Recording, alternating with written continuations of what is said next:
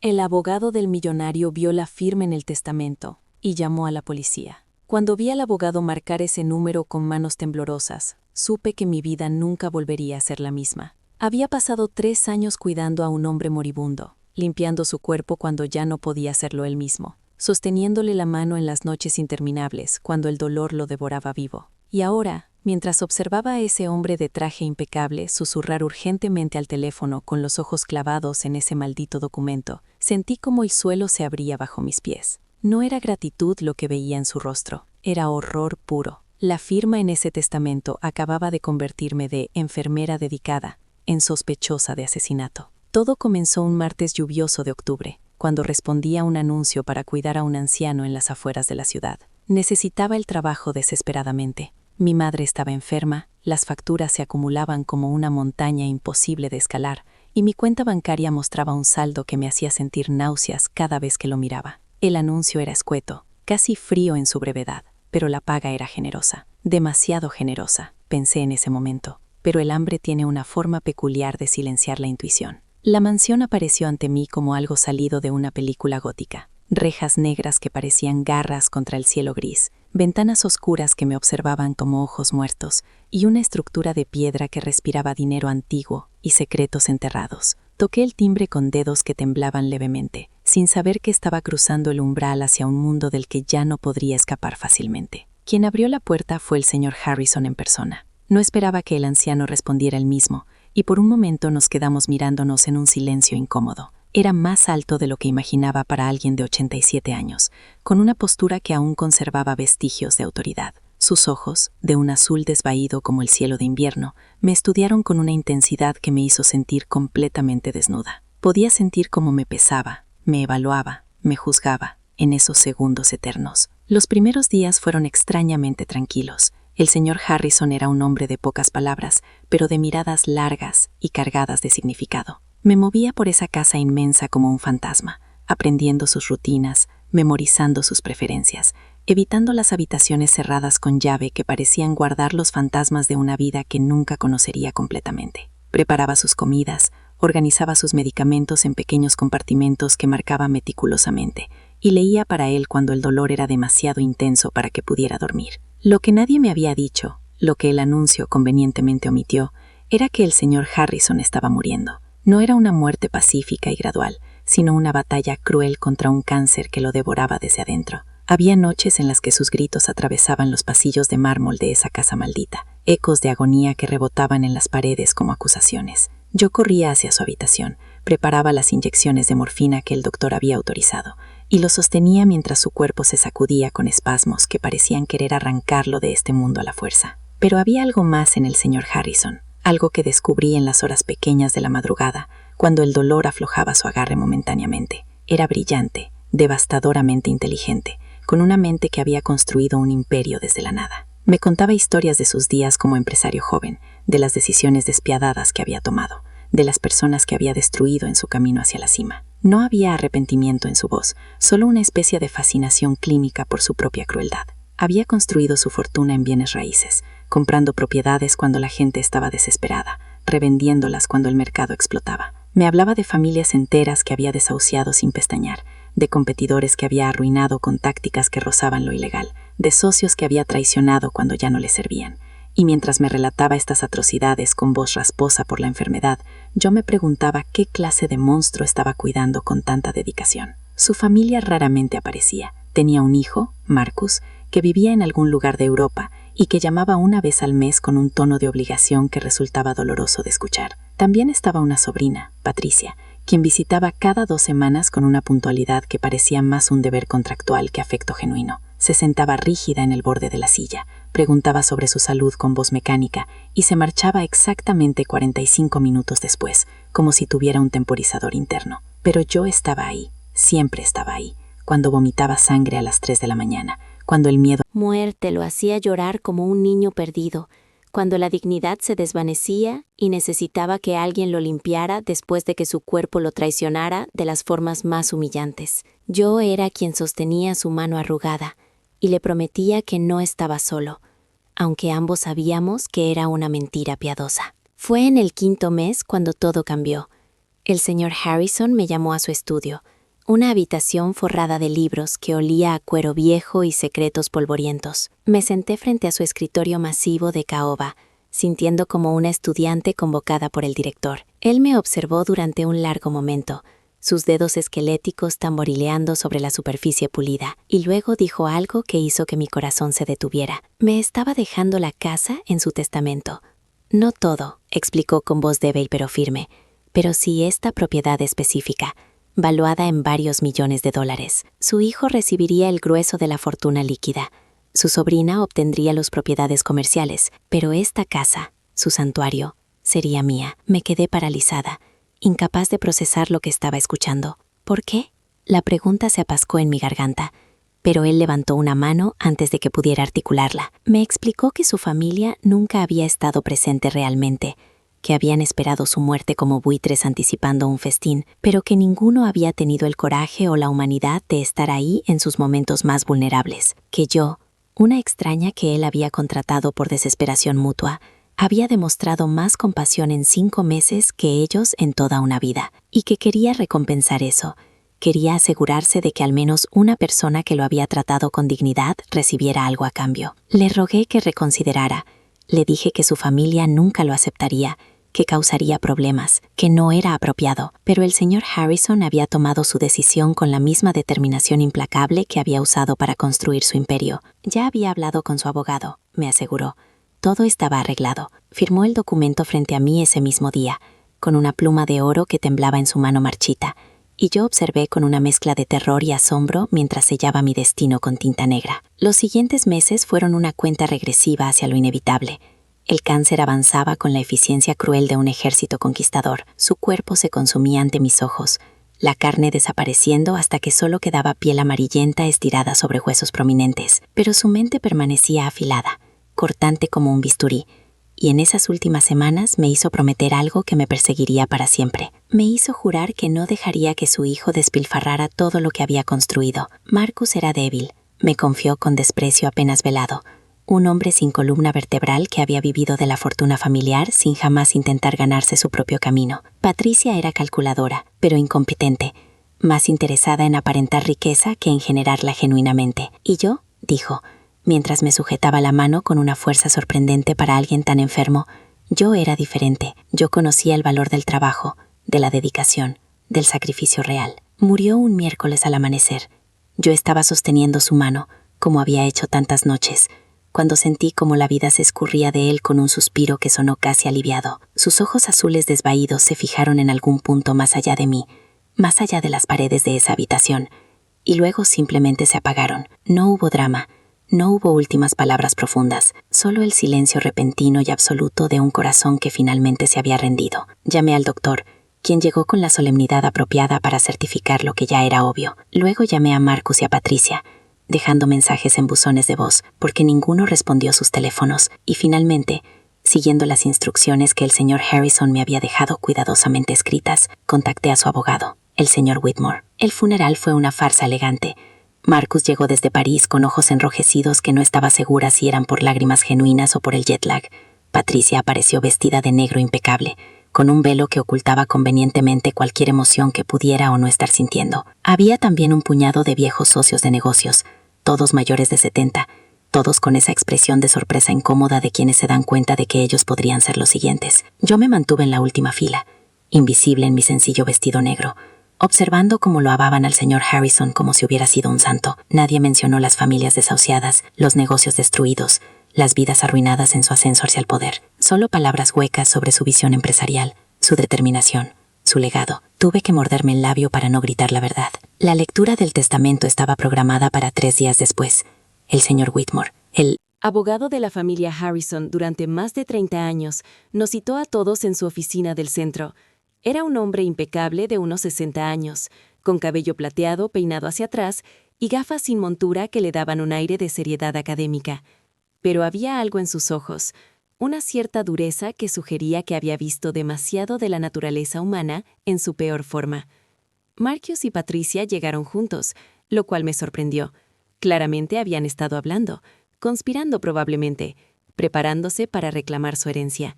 Me miraron cuando entré a la sala de conferencias y la hostilidad en sus rostros fue tan tangible que casi pude saborearla.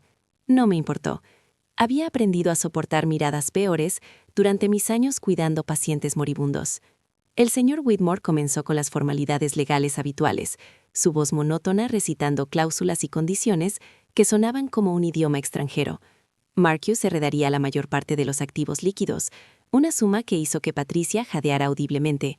Patricia recibiría las propiedades comerciales, un portafolio impresionante que le garantizaría ingresos por el resto de su vida. Había también algunas donaciones menores a caridades, cantidades que para cualquier persona normal serían fortunas, pero que aquí parecían propinas. Y luego llegó mi nombre. El señor Whitmore hizo una pausa, se quitó las gafas y las limpió meticulosamente antes de continuar. A mí me dejaba la residencia principal, esta casa donde había pasado los últimos 8 meses de mi vida, donde había sido testigo de la descomposición lenta pero inexorable de un titán caído. El silencio que siguió fue tan denso que podría haberlo cortado con un cuchillo. Patricia explotó primero. Se puso de pie con tanta fuerza que su silla se volcó y comenzó a gritar acusaciones que me dejaron sin aliento, que yo lo había manipulado, que había aprovechado su vulnerabilidad, que claramente había algo sórdido y repugnante en la relación entre una enfermera joven y un anciano moribundo. Marcus se unió rápidamente, su voz elevándose sobre la de ella, exigiendo que se anulara el testamento, amenazando con demandas que arrastraría por años.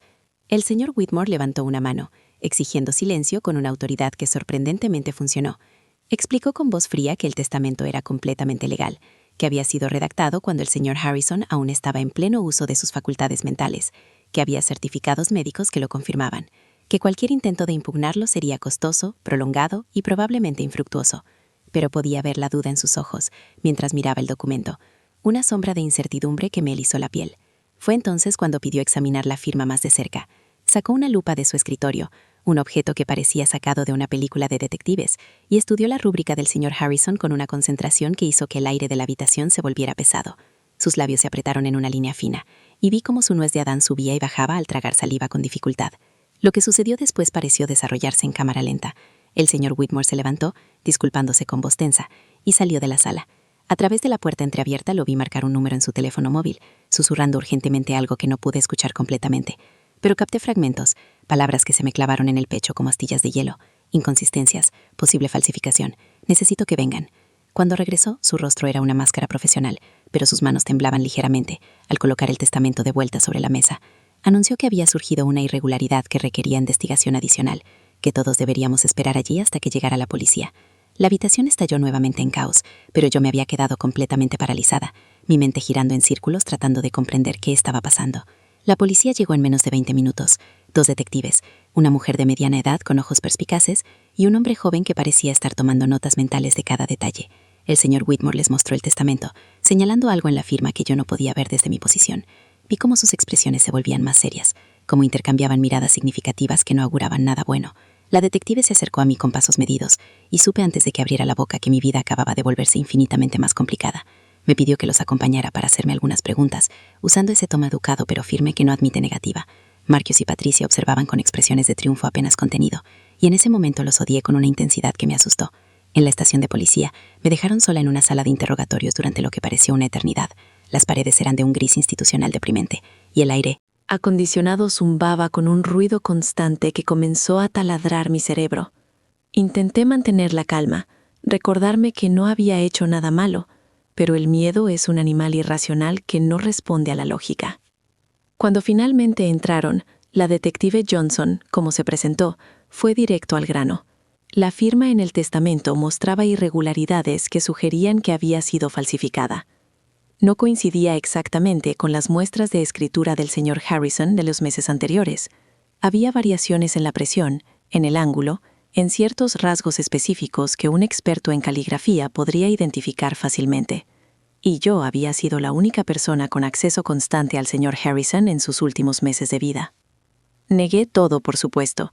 Les dije la verdad, que había estado presente cuando él firmó el documento, que el señor Whitmore mismo podía confirmarlo porque había sido testigo de la firma original meses atrás.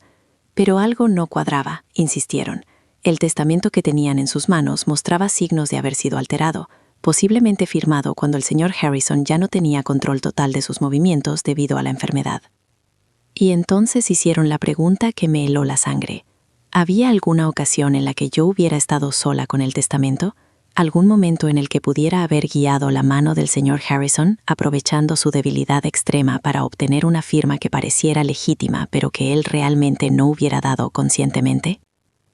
La realidad de mi situación cayó sobre mí con el peso de un edificio colapsando. No importaba que fuera inocente, no importaba que realmente hubiera cuidado a ese hombre con dedicación genuina. Las apariencias estaban en mi contra. Una enfermera joven heredando una propiedad millonaria de un paciente anciano era exactamente el tipo de historia que la gente quiere creer, el tipo de traición que confirma todos sus peores instintos sobre la naturaleza humana. Pedí un abogado. Fue lo único inteligente que hice en ese momento de pánico creciente. La detective Johnson asintió con una expresión que parecía casi comprensiva, y me dejaron sola nuevamente. Esta vez, el tiempo se estiró hasta volverse elástico, cada minuto sintiéndose como una hora, cada hora como una eternidad. Mi abogado, cuando finalmente llegó, era una mujer menuda con ojos afilados que inmediatamente me hicieron sentir ligeramente menos aterrorizada. Se presentó como Sarah Chen, especialista en casos de herencias disputadas. Me hizo preguntas rápidas y directas, sin juzgarme, solo recopilando hechos con la eficiencia de alguien que ha visto este tipo de situación demasiadas veces. Le conté todo, desde el primer día en la mansión hasta la última conversación con el señor Harrison antes de su muerte. Le hablé de su familia ausente, de su desprecio apenas velado hacia ellos, de su insistencia en recompensarme por el cuidado que le había brindado. Le describí el día que firmó el testamento, cada detalle que podía recordar, cada palabra que se había dicho. Sarah me escuchó sin interrumpir, tomando notas ocasionales en una libreta pequeña. Cuando terminé, se quedó en silencio por un momento largo, sus dedos tamborileando sobre la mesa en un ritmo pensativo. Luego me miró directamente a los ojos y me preguntó algo que no esperaba. Estaba absolutamente segura de que el señor Harrison había firmado ese testamento en pleno uso de sus facultades mentales. La pregunta me desconcertó. Por supuesto que estaba segura. Lo había visto hacerlo. Había presenciado la firmeza en su mirada, la determinación en su voz. Pero Sarah sacudió la cabeza lentamente, explicándome algo que hizo que mi estómago se retorciera. El problema no era si yo decía la verdad. El problema era si podía probarlo de una manera que convenciera a un juez o a un jurado predispuesto a sospechar lo peor. Me soltaron esa noche con la condición de que no abandonara la ciudad. Marcus y Patricia habían solicitado formalmente una investigación completa y un juez había ordenado que se congelaran todos los activos hasta que se resolviera el caso. Eso significaba que no podía acceder a la casa, no podía vender nada, no podía siquiera entrar a la propiedad que supuestamente había heredado. Volví a mi pequeño apartamento en la parte vieja de la ciudad, un lugar que ahora se sentía como una celda después de meses viviendo en una mansión. Me senté en la oscuridad, incapaz de encender las luces, mientras mi mente reproducía una y otra vez los eventos de ese día horrible. ¿Cómo había llegado a esto? ¿Cómo un acto de bondad se había transformado en esta pesadilla? Las semanas siguientes fueron un borrón de reuniones legales, declaraciones y una cantidad abrumadora de papeleo. Sarah trabajaba incansablemente, recopilando evidencia, entrevistando testigos, construyendo un caso para mi defensa.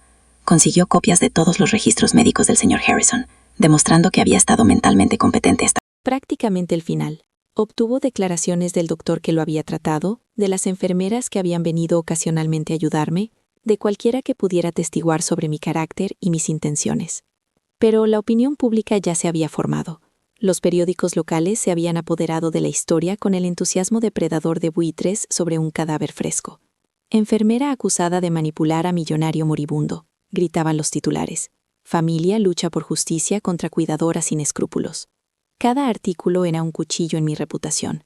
Cada especulación una mancha que nunca podría limpiar completamente. Mi madre, ya débil por su propia enfermedad, quedó devastada. Le había ocultado gran parte de la situación, no queriendo preocuparla, pero los periódicos llegaron incluso a nuestro pequeño pueblo. La vi envejecer años en días, consumida por la vergüenza y la preocupación. Me rogaba que dijera la verdad, como si no lo hubiera hecho ya 1000 veces, como si la verdad fuera suficiente para limpiar este desastre. Fue Sarah quien finalmente encontró la pieza que cambiaría todo. Estaba revisando los archivos del señor Whitmore, buscando cualquier inconsistencia o detalle que pudiéramos usar, cuando descubrió algo extraordinario. Había un segundo testamento. O más precisamente, había un borrador anterior del testamento que el señor Harrison había descartado. Este borrador, fechado 2 semanas antes de la versión final, mostraba una caligrafía significativamente diferente. Era temblorosa, débil, apenas legible en algunas partes. Era la escritura de un hombre siendo consumido por el cáncer y los medicamentos para el dolor. Y, sin embargo, el testamento final, el que había sido cuestionado, mostraba una firma mucho más firme y controlada. Sarah vio inmediatamente lo que esto significaba. El señor Whitmore, en su celo por proteger los intereses de la familia Harrison, había asumido que la firma más firme era la falsificada, pero en realidad era exactamente lo opuesto. El señor Harrison había firmado el borrador en uno de sus peores días, cuando el dolor y la medicación lo tenían en sus garras. Pero para el testamento final, había esperado, había planificado cuidadosamente, eligiendo un día en que estaba relativamente lúcido y fuerte para firmar el documento más importante de su vida. Había grabaciones. El señor Harrison, en su meticulosidad característica, había instruido a su médico personal para que documentara su estado mental en las semanas previas a firmar el testamento final. Había evaluaciones psiquiátricas, pruebas cognitivas, todo mostrando que estaba completamente competente. Y lo más importante, había una grabación de video del día mismo de la firma. Sarah consiguió una orden para obtener estas grabaciones del archivo del médico. Cuando las vimos juntas en su oficina, sentí como si pudiera respirar por primera vez en semanas. Ahí estaba el señor Harrison, sentado erguido en su cama, hablando con voz clara y firme sobre sus deseos. Explicaba por qué quería dejarme la casa. Detallaba las razones con una elocuencia que era imposible atribuir a manipulación o coerción. Y luego, frente a 3 testigos, incluyendo su médico, firmaba el testamento con una mano sorprendentemente estable. La evidencia era irrefutable. Sarah la presentó ante el juez con un triunfo apenas contenido, y vi cómo la expresión de Marcus y Patricia se desmoronaba en tiempo real. El señor Whitmore tuvo la decencia de parecer avergonzado, admitiendo que había saltado a conclusiones basándose en presuposiciones sobre mi carácter en lugar de en evidencia sólida. Pero el daño estaba hecho, incluso cuando el juez dictaminó a mi favor, incluso cuando las acusaciones fueron formalmente retiradas, sabía que nunca podría recuperar completamente lo que había perdido. Mi reputación estaba manchada, mi nombre asociado para siempre con sospechas y escándalo. La gente me miraba diferente ahora, con una mezcla de curiosidad morbosa y desconfianza. Finalmente pude entrar a la casa que ahora era legalmente mía. Caminé por esos pasillos vacíos, sintiendo el peso de los fantasmas que habitaban cada rincón. La habitación del señor Harrison permanecía exactamente como la había dejado el día de su muerte, la cama hecha con las esquinas perfectamente dobladas, sus libros todavía apilados en la mesita de noche. Marcus y Patricia intentaron hacer las paces de una manera torpe e insincera. Me enviaron cartas de disculpa redactadas obviamente por sus abogados, palabras huecas que sonaban más a obligación legal que a arrepentimiento genuino. No respondí. No había nada que decir que pudiera cerrar la brecha que sus acusaciones habían abierto. Sarah se convirtió en algo más que mi abogada. Se volvió una amiga inesperada en medio de todo este caos. Me explicó que esto era más común de lo que pensaba, que las disputas por herencia sacaban lo peor de las personas, que el dinero tenía una forma de transformar incluso a las familias más unidas en enemigos encarnizados. Sus palabras eran reconfortantes, pero no eliminaban el dolor de haber sido tratada como una criminal por simplemente hacer mi trabajo con compasión. La casa era hermosa pero vacía, demasiado grande para una persona sola, demasiado llena de recuerdos de dolor y muerte. Consideré venderla, usar el dinero para empezar de nuevo en algún lugar donde nadie conociera mi historia. Pero algo me detenía.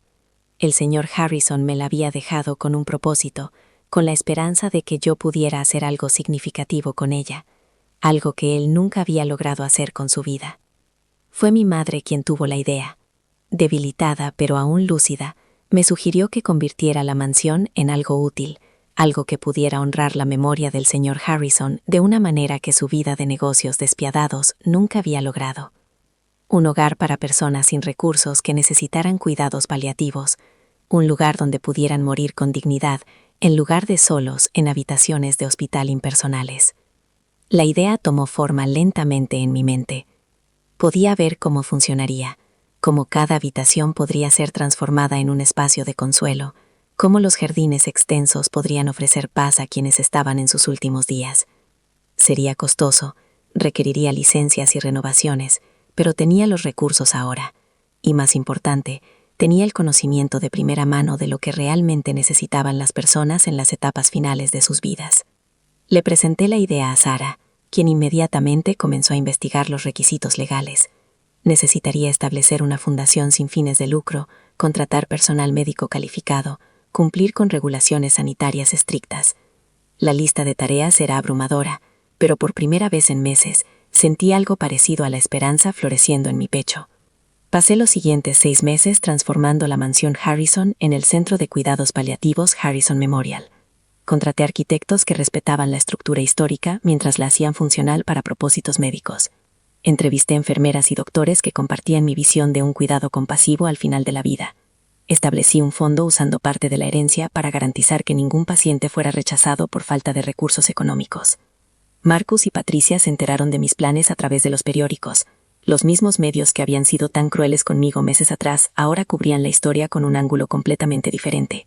Enfermera acusada falsamente convierte mansión heredada en hospicio benéfico, proclamaban los titulares. Era irónico cómo la narrativa podía cambiar tan rápidamente, cómo podía pasar de villana a heroína en cuestión de meses. Patricia fue la primera en contactarme. Me invitó a almorzar en un restaurante elegante del centro, y acepté más por curiosidad que por verdadero deseo de verla. Estaba incómoda durante todo el encuentro, sus disculpas torpes pero aparentemente sinceras. Admitió que había reaccionado por codicia y resentimiento, que ver la generosidad de su tío hacia una extraña había sacado lo peor de ella. No la perdoné completamente, pero acepté su disculpa con la misma gracia que había aprendido cuidando a su tío moribundo. Marcus nunca se acercó personalmente. Envió una donación sustancial al centro, anónima al principio hasta que Patricia me reveló su origen.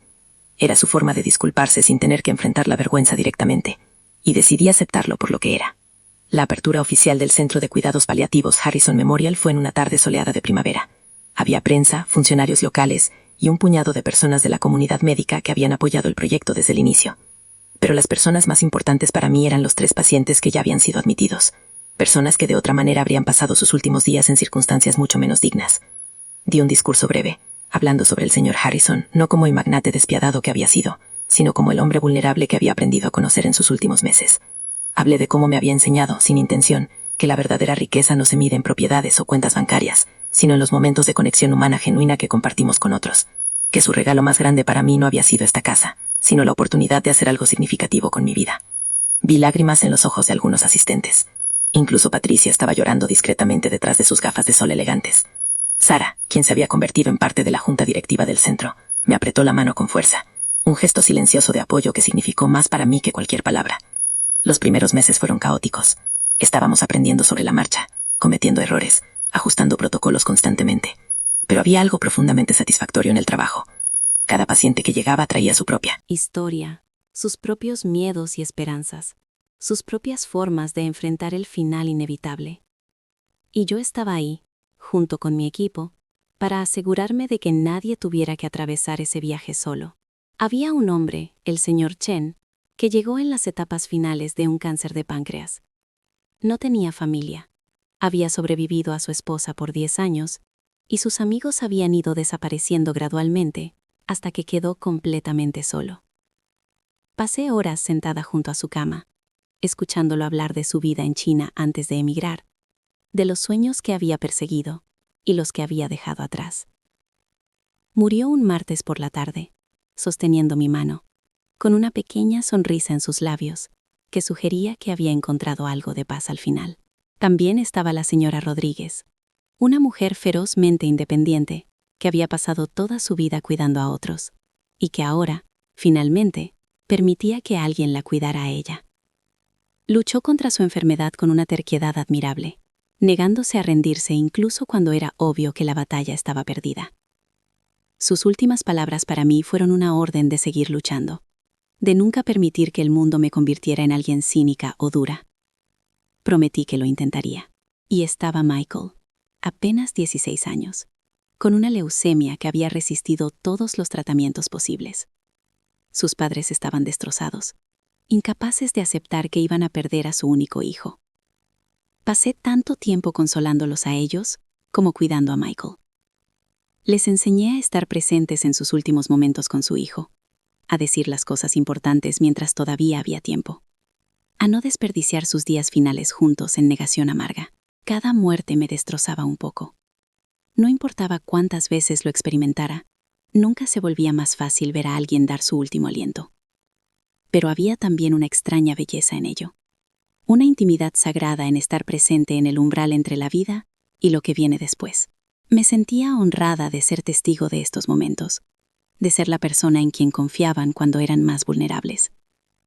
Mi madre visitaba el centro regularmente, a pesar de su salud declinante, Se sentaba en el jardín con los pacientes que podían salir, compartiendo historias y risas que parecían desafiar la gravedad de sus circunstancias. Me decía que estaba orgullosa de mí, que había tomado una situación horrible y había creado algo hermoso de ella. Sus palabras me sostenían en los días más difíciles, pero ella también estaba muriendo. El conocimiento era como un peso constante en mi pecho, una realidad que no podía ignorar sin importar cuánto me distrajera con el trabajo. Su enfermedad avanzaba lentamente, pero inexorablemente, y sabía que eventualmente llegaría el día en que ella sería una de las pacientes en este centro, que había ayudado a crear. Ese día llegó 1 año y medio después de que abriéramos. Mi madre había insistido en quedarse en su propia casa el mayor tiempo posible, aferrándose a su independencia con la misma terquedad que yo había heredado. Pero finalmente, cuando el dolor se volvió demasiado intenso para manejarlo en casa, aceptó mudarse al centro. Fue extraño tener a mi propia madre como paciente. Invertía los roles que habíamos mantenido toda mi vida, convirtiéndome en la cuidadora mientras ella se volvía cada vez más dependiente. Pero había también algo profundamente correcto en ello. Un círculo cerrándose de una manera que parecía apropiada. Pasamos sus últimos meses hablando de todo y nada. Me contó historias de mi infancia que había olvidado. Me reveló secretos sobre mi padre que nunca había compartido antes de su muerte. Me pidió perdón por cosas que no necesitaban perdón. Y yo hice lo mismo. Limpiamos el aire entre nosotras, dejando solo amor puro y no complicado. Murió en una mañana tranquila de otoño, con las hojas cayendo afuera de su ventana en una danza dorada. Yo estaba sosteniendo su mano, como había sostenido la mano del señor Harrison, como había sostenido las manos de tantos otros. Sus últimas palabras fueron simples. Gracias por hacer que mi vida tuviera significado. Y luego se fue, tan suavemente que casi no me di cuenta del momento exacto en que dejó de respirar. Su muerte me destrozó de maneras que no había anticipado. A pesar de todo el entrenamiento, toda la experiencia, toda la preparación psicológica. Perder a tu propia madre es algo para lo que nunca estás realmente lista. Me tomé 1 mes de ausencia del centro, necesitando tiempo para procesar el dolor, para llorar sin tener que ser fuerte para nadie más.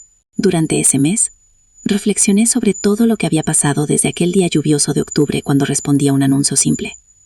Había sido acusada de crímenes que nunca cometí. Había visto mi reputación destrozada y luego restaurada. Había heredado una fortuna, y la había usado para crear algo que verdaderamente importaba. Había perdido a mi madre, pero había ganado un propósito que trascendía el simple trabajo de cuidar. Enfermos. El señor Harrison había sido un hombre complejo, lleno de contradicciones. Había sido despiadado en sus negocios, pero generoso en su muerte.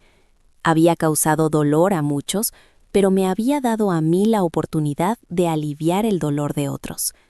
Su legado no era el imperio comercial que había construido, sino este centro que llevaba su nombre, este lugar donde personas sin recursos podían morir con dignidad. Cuando regresé al trabajo, había cambiado. El dolor había pulido algo en mí, quitando las capas de cinismo que se habían acumulado durante el escándalo del testamento.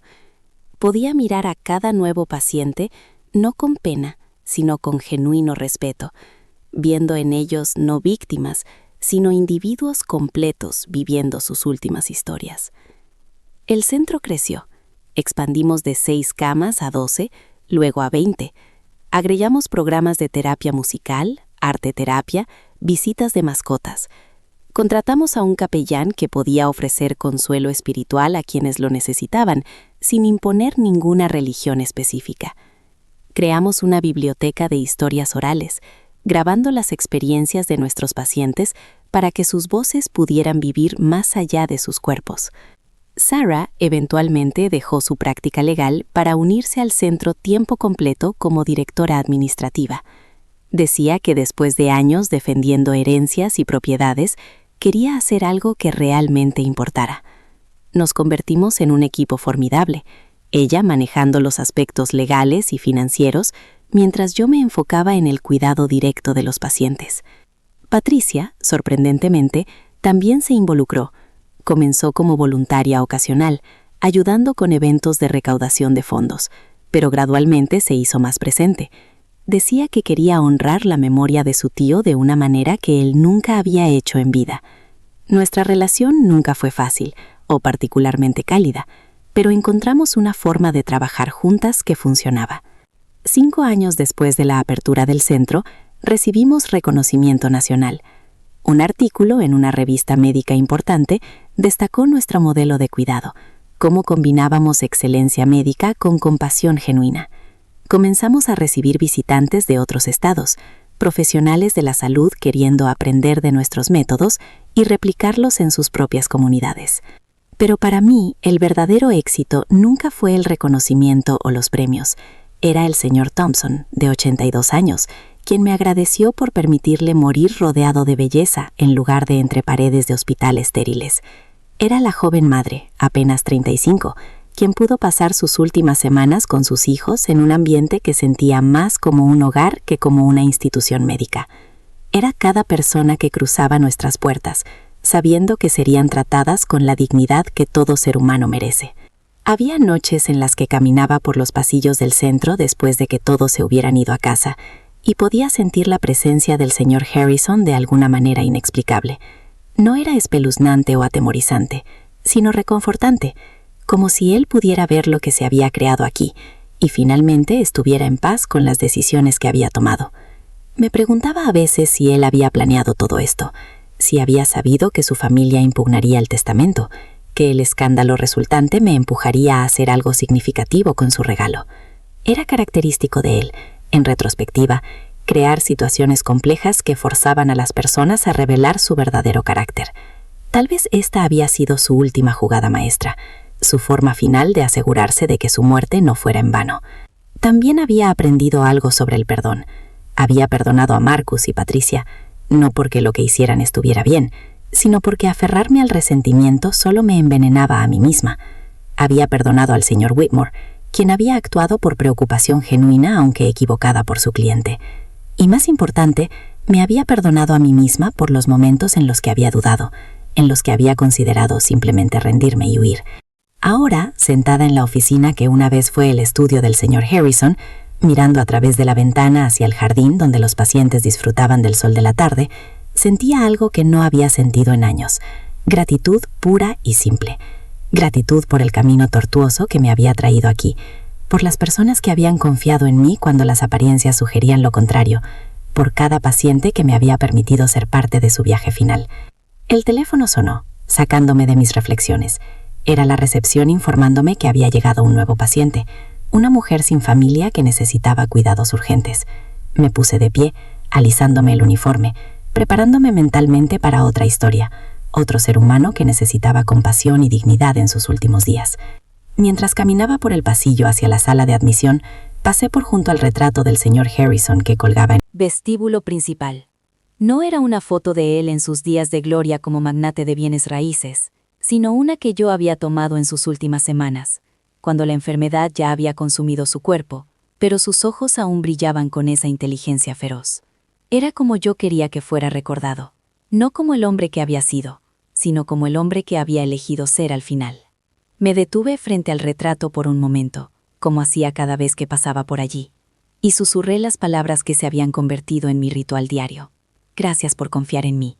Gracias por verme cuando nadie más lo hacía. Gracias por enseñarme que incluso las vidas más imperfectas pueden crear legados hermosos. Y luego seguí caminando, hacia la nueva paciente que me esperaba, hacia otro capítulo en esta historia extraordinaria que había comenzado con una firma en un testamento y una llamada a la policía.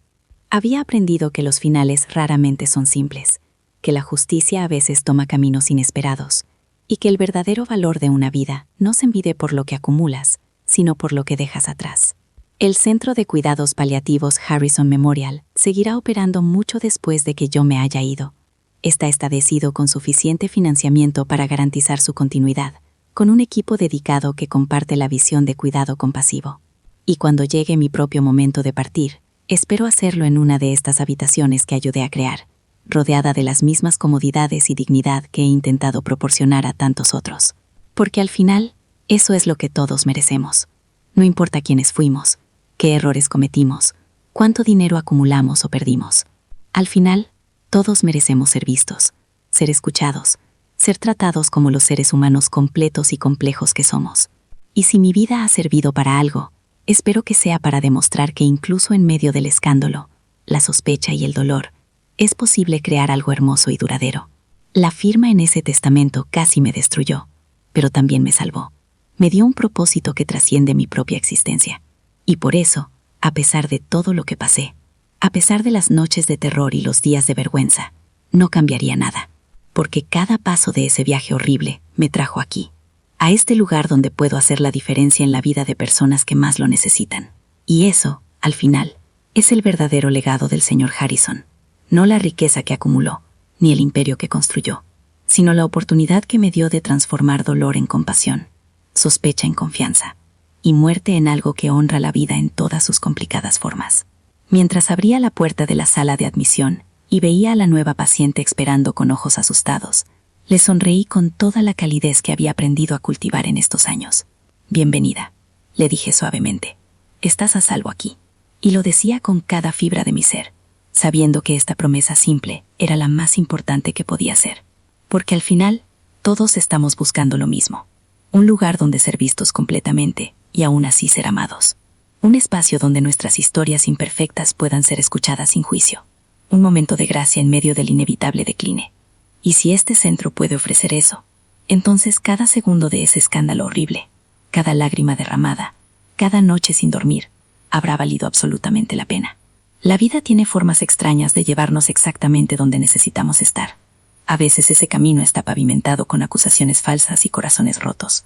Pero si mantienes tu integridad, si te aferras a tu verdad incluso cuando todo el mundo duda de ti, eventualmente encontrarás tu lugar. Y cuando lo hagas, descubrirás que todo el dolor tenía un propósito, que cada dificultad te estaba preparando para el trabajo que realmente importa. Ese es el regalo final del señor Harrison.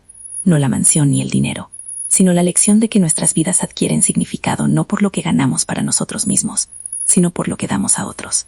Y esa lección, grabada en mi corazón a través del fuego del escándalo y la pérdida, es algo que nunca olvidaré, algo que guiará cada decisión que tome hasta mi último aliento. Porque al final, cuando llegue mi propio momento de partir, no quiero ser recordada por las acusaciones que enfrenté, o la fortuna que heredé. Quiero ser recordada por las manos que sostuve, las lágrimas que sequé, las historias que escuché, y las vidas que toqué en sus momentos más vulnerables.